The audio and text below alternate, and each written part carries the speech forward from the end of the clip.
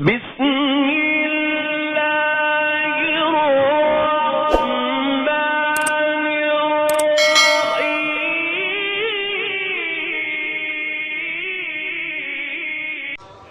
اعوذ باللہ من الشیطان الرجیم بسم اللہ الرحمن الرحیم وما ارسلناک الا رحمتا للعالمین۔ محترم علماء کرام، ذمہ داران جماعت و جمعیت، بزرگوں، نوجوانوں، عزیز بچوں، مائی بہنوں، میں نے آپ حضرات کے آگے سورہ انبیاء کی ایک آیت کریمہ تلاوت کی ہے۔ یہ کانفرنس، یہ اجتماع رحمت للعالمین کے نام پر منعقد کی گئی ہے۔ آپ اس بات سے اچھی طرح واقف ہیں کہ دین اسلام رحمت ہے، اور اللہ رب العالمین نے انسانی ہدایت کے لیے سب سے آخری نبی جناب محمد الرسول اللہ صلی اللہ علیہ وسلم کو مبعوث فرمایا تو رحمت للعالمین بنا کے بھیجا۔ اللہ رحمان و رحیم ہے، اللہ رب العالمین ہے، رحمان و رحیم ہے، اور آپ صلی اللہ علیہ وسلم رحمت للعالمین ہے، تمام جہانوں کے لیے رحمت ہی ہے۔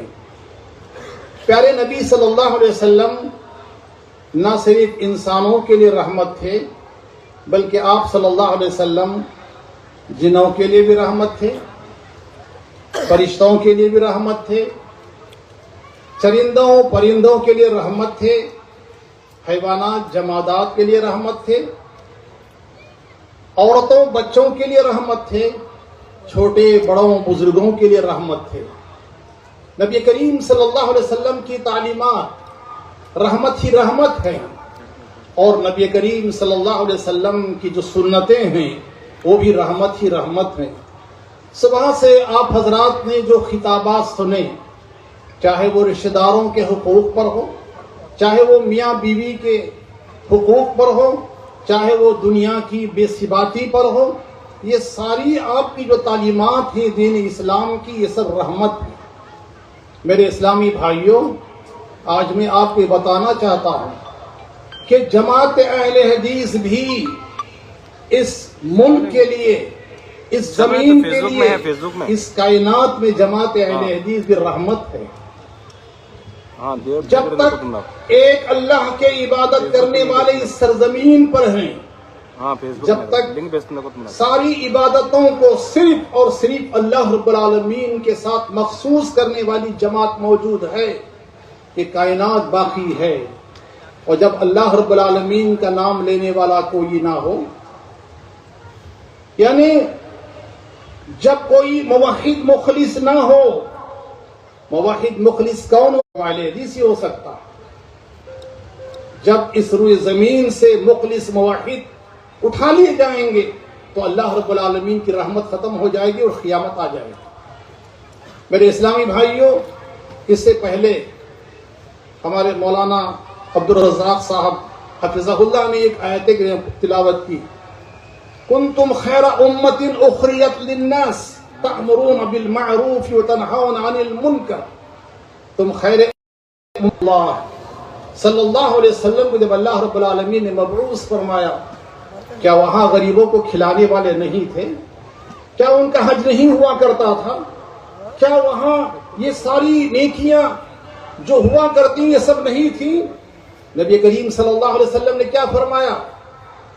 ایمان کی 70 سے زیادہ شاخیں ہیں، سب سے اہم بنیادی شاخ کلمہ توحید لا الہ الا اللہ محمد الرسول اللہ صلی اللہ علیہ وسلم کا اقرار ہے۔ میرے بھائیو، اللہ کے نبی کیا فرمایا؟ یا ایھا الناس قولوا لا الہ الا اللہ تفلحوا۔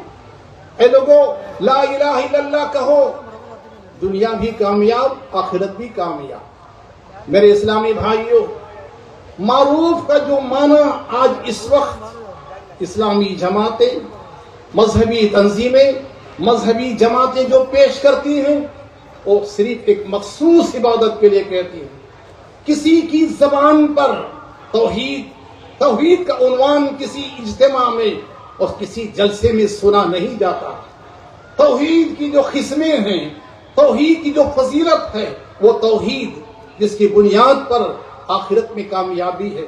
اگر توحید نہیں ہے، انسان کی کوئی نیکی اللہ رب العالمین کے نزدیک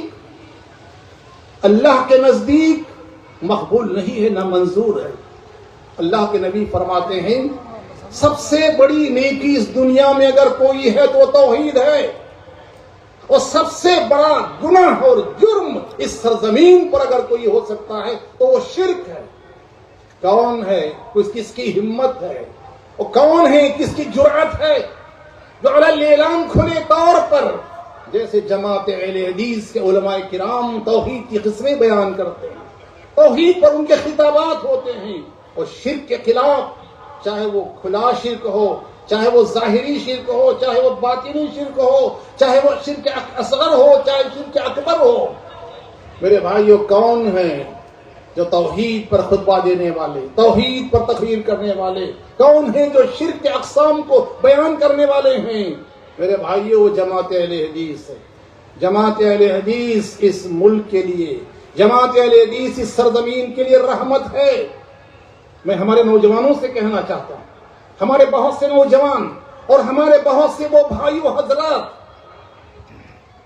جو دیگر تنظیموں، دیگر جمعیتوں اور دیگر کمیٹیوں اور دیگر مختلف قسم کے آرگنائزیشن سے ان کی رفاہی خدمات کو دیکھ کر، ان کے نظم و ضبط کو دیکھ کر اور مختلف چیزوں کو دیکھ کر جماعت اہل حدیث پر وہ طعنہ کستے ہیں اور کہتے ہیں کہ جماعت اہل حدیث کیا کر رہی ہے؟ قرآن کو دیکھیے، ماشاءاللہ کتنے رفاہی کام کر رہے ہیں. کیا کام کر رہے ہیں؟ غریبوں میں راشن تقسیم کر رہے ہیں، ایجوکیشن اسکالرشپ دے رہے ہیں، اور غریبوں میں کپڑے تقسیم کر رہے ہیں، اور پتہ نہیں وہ لوگ گاؤں گاؤں پھرتے ہیں اور تبلیغ کرتے رہتے ہیں. میرے بھائیو، تبلیغ کس کی؟ پہلی تبلیغ کس کی؟ جناب محمد الرسول اللہ صلی اللہ علیہ وسلم نے خطبہ حجۃ الوداع کے موقع پر فرمایا، بلغوا عنی ولو آیا، بلغوا عنی ولو آیا، جو میری زبان سے سنے ان کی تبلیغ کرو. قرآن مجید کی آیات کو پڑھ کر کے اس کی صحیح تفسیر کرو. قرآن مجید کی آیات کو پڑھ کر کے اس کا صحیح معنی و مفہوم دنیا کے سامنے پیش کرو. میرے بھائیوں، آپ کے پاس سب کچھ ہے، آپ بہت کچھ کر رہے ہیں، لیکن اگر آپ نے توحید پر محنت نہیں کی، توحید کو کھل کر بیان نہیں کیا، اگر آپ موحد نہیں ہیں، تو آپ کی کوئی نیکی اللہ رب العالمین کے نزدیک مقبول نہیں ہے، قبول نہیں ہے. جناب محمد الرسول اللہ صلی اللہ علیہ وسلم کو اللہ رب العالمین نے دنیا میں اس لیے نہیں بھیجا کہ اسلام کے نام پر، مسلمانوں کے نام پر سڑکوں میں اتریں، نعرے لگائیں، احتجاج کریں، جلوس نکالیں. اس لیے اللہ کے نبی صلی اللہ علیہ وسلم مبعوث نہیں کیے گئے تھے.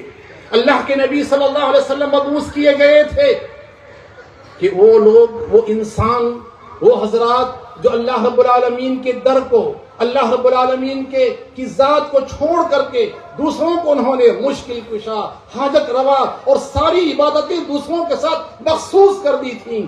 اللہ رب العالمین نے بھیجا پیارے نبی صلی اللہ علیہ وسلم کو تاکہ لوگوں کو، انسانیت کو اللہ رب العالمین کے دربار پر لا کر کے جھکا دیں، اللہ کی ذات سے جوڑ دیں. توحید کا درس دینے کے لیے جناب محمد الرسول اللہ صلی اللہ علیہ وسلم اس دنیا میں تشریف لائے تھے. تو میرے بھائیوں، میں آپ کو بتا رہا تھا کہ پیارے نبی جناب محمد الرسول اللہ صلی اللہ علیہ وسلم رحمت تھے، آپ کی تعلیمات رحمت تھیں. آپ صلی اللہ علیہ وسلم چھوٹوں کے لیے رحمت تھے، بڑوں کے لیے، بزرگوں کے لیے، بچوں کے لیے، جمادات کے لیے، چرندوں کے لیے، پرندوں کے لیے. اللہ کے نبی صلی اللہ علیہ وسلم اپنوں کے لیے، دشمنوں کے لیے، مخالفین کے لیے اللہ کے نبی صلی اللہ علیہ وسلم رحمت تھے.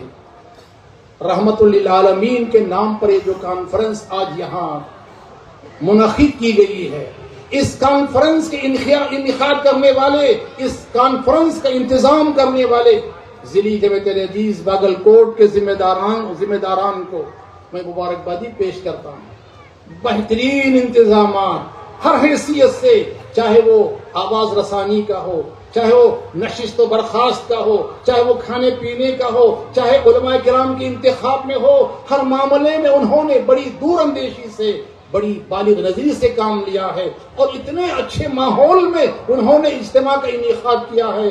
میں اللہ رب العالمین سے دعا کرتا ہوں کہ اللہ رب العالمین اس کا بہترین اجر عطا فرمائے۔ محترم حضرات، میں اس وقت ہمارے نوجوانوں سے، بعض ان حضرات سے جو علماء کرام کے انتخاب میں، علماء کرام کو مدعو کرنے میں بہت بھیانک غلطی کرتے ہیں، جیسے میں نے کہا آپ سے، باگل کوٹ کے حضرات نے علماء کرام کے انتخاب میں بہت دور اندیشی سے کام لیا ہے۔ میں نوجوانوں سے گزارش کرتا ہوں، سب سے پہلے اپنے علاقے کے جو علماء کرام ہیں، اپنے علاقے کی مساجد کے ائمہ ہیں، اپنے مکتب کے مدرسین ہیں، سب سے پہلے آپ ان کی قدر کیجیے۔ عام طور پر دیکھا تو یہ جاتا ہے، اور یہ کہتے ہوئے بڑی تکلیف ہوتی ہے، کلیجہ منہ کو آتا ہے، خون کے آنسو رونے پڑتے ہیں۔ جو حضرات گراؤنڈ لیول میں کام کر رہے ہیں، زمینی طور پر جو حضرات متحرک ہیں، ہمارے بچوں کی تعلیم، ہمارے جنازے پڑھاتے ہیں، ہمارے نکاح پڑھاتے ہیں، اور ہماری امامت کرتے ہیں اور خطبہ جمعہ پیش کرتے ہیں، ان کی جیسی قدردانی ہونی چاہیے ویسی قدردانی نہیں ہو رہی ہے۔ ماہ رمضان جیسے آ جاتا ہے، مختلف جذباتی قسم کے نوجوان ان علماء کرام کو مدعو کرتے ہیں صرف رمضان شریف میں تاخراتوں میں بیانات کے لیے، روزانہ دروس کے لیے، جو جذباتی قسم کے ہوتے ہیں۔ ہمارے نوجوانوں کے جذبات سے وہ کھیلتے ہیں، ہمارے نوجوانوں کے جذبات سے وہ کھیل کر کے، کہتے ہوئے مجھے شرم آتی ہے، جماعتوں میں اختلافات پیدا کر دیتے ہیں۔ یہاں کے حالات سے وہ ناواقف ہوتے ہیں، یہاں کے حالات ان کو معلوم نہیں ہوتے ہیں، فقط وہ یہ چاہتے ہیں کہ ان کا نام ہو۔ اور ہمارے نوجوان ایسے ہیں، ایسے حضرات کو جو خالص کتاب و سنت کی روشنی میں خطبات دیتے ہیں، خالص کتاب و سنت کی روشنی میں بڑی سنجیدگی سے پرمغز علمی خطابات پیش کرتے ہیں، سنجیدگی سے قوم کی، نوجوانوں کی، جماعت کی سدھار کی کوشش کرتے ہیں، جماعت کے وقار کو باقی رکھنے کے لیے ہر قسم کی قربانی دیتے ہیں۔ اس طرح کے نوجوان، اس طرح کے علماء کرام کی کوئی پذیرائی نہیں ہوتی، اس طرح کے علماء کرام کا کوئی استقبال نہیں کرتا ہے، بلکہ وہ حضرات جن کی نیتوں پر ہم کو شک کرنے کا کوئی حق نہیں ہے، بظاہر جو ہمیں معلوم ہوتا ہے ان کو اپنے مفادات بہت زیادہ عزیز ہوتے ہیں۔ ہمارے درمیان میں اختلاف پیدا کر کے سال بھر کی جو ہمارے نوجوانوں کی محنت ہوتی ہے، وہ ساری توانائیاں، مالی صلاحیتوں کو سمیٹ کے لے جاتے ہیں۔ اور ہمارے جو یہاں کے علماء کرام ہیں، جو زمینی طور پر 24 گھنٹے ہمارے ساتھ رہتے ہیں، ان علماء کرام کا حال یہ ہے کہ ان کو کوئی پوچھنے والا تک نہیں۔ میں جانتا ہوں اس مولوی، اس عالم کو، اس امام کو، کیا بتاؤں میرے بھائی، میں جانتا ہوں اس عالم و مولوی کو جو غریب عالم تھے، صاحب عیال تھے، بال بچے والے تھے، بڑی محنت سے قوم کی خدمت کر رہے تھے، مکتب کے بچوں کو پڑھا رہے تھے۔ ان کا حال یہ تھا کہ تنخواہ مختصر تھی، جب علماء کرام کو دینے کا وقت آتا ہے ہماری جماعت غریب ہو جاتی ہے، کہتے ہیں مولانا جماعت غریب ہے۔ ان کی غربت کو دیکھیے ان کی شادیوں میں، ان کی غربت کو دیکھیے ان کے ولیموں میں، ان کی غربت کو دیکھیے ان کے منگنیوں میں، ان کی غربت کو دیکھیے عید کے موقع پر ان کے بچوں کے کپڑوں کے ذریعے سے ان کی غربت کو دیکھیے۔ لیکن جب مولوی، عالم، مدرسہ اور مسجد کو دینے کا وقت آتا ہے تو ہر کوئی غریب ہو جاتا ہے۔ میرے بھائیوں، میں بتا رہا تھا، صاحب العیال، کثیر العیال، غریب، بہت مخلص عالم دین، جو بچوں کی تعلیم و تربیت پر اپنی زندگی اس نے وقف کر دی تھی، اپنے بچوں کے کپڑوں کے لیے جنازے پر اڑائے جانے والے کپڑوں کو لے کر دھو کر کے اس کو سلوا کر کے پہناتے تھے اور خود پہنتے تھے، اور کسی کے سامنے وہ ہاتھ نہیں پھیلاتے تھے، کسی کے سامنے وہ ہاتھ نہیں پھیلاتے تھے۔ میرے بھائیوں، اس جگہ ہم نے دیکھا ان نوجوانوں کو جو کسی عالم کے شہدا ہو جاتے ہیں، کسی عالم پہ فریفتہ ہو جاتے ہیں، چٹکنے والے، مٹکنے والے، قوالیوں کی طرح گانے گا کر کے تقریر کرنے والے۔ جماعت کا مزاج کیا ہو گیا ہے؟ جماعت کا مزاج کیا ہو گیا ہے؟ اجتماعات میں، کانفرنسوں میں یہ دیکھ کر کہ جب کسی عالم کا نام آتا ہے تالیاں بجائی جاتی ہیں، استغفر اللہ، افسوس ہے اگر یہی جماعت اہل حدیث ہے تو ایسی جماعت کے لوگوں کو معلوم ہونا چاہیے کہ وہ توبہ کر لیں کہ جماعت اہل حدیث کا یہ مزاج نہیں ہے، جماعت اہل حدیث کا یہ مزاج نہیں ہے۔ میرے طالب علم کا زمانہ تھا، میں آخری جماعت میں تھا، ہمارے علاقے میں ایک محترم ندوی مولانا تھے، بہت خوب بولتے تھے، الفاظ کی دریا بہاتے تھے، مترادف الفاظ، ایسی تقریر کہ کیا کہنے، بڑی ادبی تقریر۔ میں نے ایک پرانے خدیب اہل حدیث کے سامنے میں نے ان کی تقریر کی تعریف کی، کہا ماشاءاللہ کیا تقریر ہے، دل باغ باغ ہو گیا۔ کہنے لگے آپ کہاں پڑھ رہے ہیں اور آپ کیا پڑھ رہے ہیں، آپ نے مسلک کو کیا سمجھا ہے، آپ بتائیے۔ جن مولانا کی تقریر کی آپ تعریف کر رہے تھے، جن مولانا کے تعلق سے آپ کہہ رہے تھے کہ ان کی تقریر اتنی جامع، اتنی بہترین تھی، پوری تقریر میں کوئی ایک حدیث تھی؟ انہوں نے جناب محمد الرسول اللہ صلی اللہ علیہ وسلم کی حدیث کو پیش کیا، نبی کریم صلی اللہ علیہ وسلم کی سیرت کے واقعے کو پیش کیا، یہ بتائیے قرآنی آیت کو پیش کیا، تفسیر کو صحابہ کے منہج کے مطابق انہوں نے تفسیر کی۔ آپ کی تربیت کیسی ہو رہی ہے؟ نوجوانوں، میں آپ سے کہنا چاہتا ہوں، ان علماء کرام سے محبت کیجئے جو آپ کے ساتھ رہتے ہیں، ان کے لیے اپنی مالی قربانیاں دیجئے جو آپ کے بچوں کی تعلیم و تربیت کے لیے اپنا خون پسینہ یہ کر رہے ہیں۔ جماعت کے تمام ذمہ داروں سے اور یہاں موجود علماء کرام سے میں کہنا چاہتا ہوں، ہمارے مکتب کی تعلیم، ہمارے مکتب کے نظام کو مضبوط کرنے کی ضرورت ہے۔ آپ نے بڑی سی بڑی مسجد بنا دی، شاندار مسجد آپ نے بنا دی، آپ کی جماعت میں، آپ کے گاؤں میں ہزاروں حدیث ہیں، لیکن اگر آپ کے ہاں جماعت کا مضبوط نظام نہیں ہے تو سمجھیے کہ آپ جماعت کی کوئی صحیح خدمت نہیں کر رہے ہیں۔ آج جو صورتحال ہے پوری ریاست میں، ہر جماعت کے ذمہ داران، ہر مسجد کے ذمہ داران، ان کی بس یہی کوشش ہوتی ہے کہ مسجد کی توسیع کی جائے، مسجد کی تجدید کی جائے، جمعہ میں آنے والے مصلیوں کے لیے راحت کا انتظام، آرام دہ مسجد کا انتظام کیا جائے۔ لیکن میں آپ سے یہ سوال کرتا ہوں، جو مصلی ہماری مسجد کے ہیں، جو ہماری مسجد کے افراد ہیں، کیا ان کو قرآن مجید میں ترجمہ پڑھنا آتا ہے؟ کیا نماز کی ساری دعائیں وہ ترجمے کے ساتھ سمجھتے ہیں؟ میرے بھائیوں، اگر ہمارے پاس علم نہیں ہے تو سمجھیے کہ آپ نے مسلک کو نہیں سمجھا ہے۔ میں اپنے تمام جماعت کے چھوٹے بڑوں، بچوں، خواتین سب سے گزارش کرتا ہوں، ہم کو چاہیے کہ ہم صاحب علم ہوں۔ جماعت اہل حدیث کی تاریخ کو جتنا کچھ میں جانتا ہوں، جیسے کچھ میں جانتا ہوں، مجھے اتنا معلوم ہے کہ ایک وقت تھا کہ ہمارے جو مبلغین ہوتے تھے بڑے پڑھے لکھے نہیں ہوتے تھے، وہ اردو داں حضرات ہوتے تھے، اردو مدرسین ہوتے تھے، علماء نہیں تھے، ہمارے امام علماء نہیں تھے، ہمارے داعی علماء نہیں تھے، ہمارے مربی کسی مدرسے کے فارغ نہیں تھے، ان کے پاس کوئی سند نہیں تھی، لیکن علم اتنا مضبوط تھا، ان کے پاس اگر کوئی سوال کرتا تو فوراً جواب دینے کی طاقت رکھتے تھے، صلاحیت رکھتے تھے۔